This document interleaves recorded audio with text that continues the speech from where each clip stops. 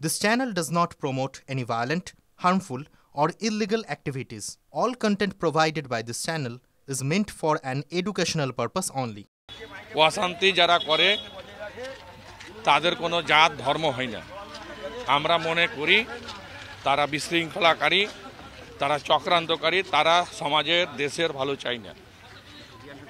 তাদের কোনো জাত হয় না, তাদের কোনো ধর্ম হয় না, ক্রিমিনালের কোনো ধর্ম হয় না।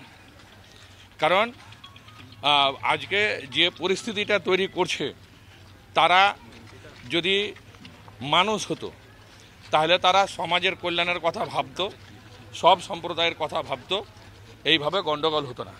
আমরা যেটা দেখছি যে বিশৃঙ্খলা যারা তৈরি করছে তারা বিভিন্ন এলাকার লোক আছে, রাজ্যের বাইরেরও আছে, বিভিন্ন এলাকার লোক আছে। বিভিন্ন এলাকা থেকে যারা দুষ্কৃতী তারা সেই ভিড়ের মধ্যে ঢুকে এই অশান্তিগুলো তৈরি করছে।